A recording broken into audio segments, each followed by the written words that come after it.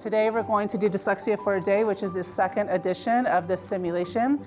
When they have teachers who constantly say, sound it out, and the kid knows it doesn't work, that's when the frustration starts to build up and then they start to kind of check out when it comes to spelling. Use all the tools in your toolbox. Another common myth is that dyslexia causes individuals to see letters and words backwards. Our kids with dyslexia are smart, and so they need our teachers to be equally as educated about the English language. And so if they trust that you know how to teach them, that you understand the language, it's going to make this way less frustrating.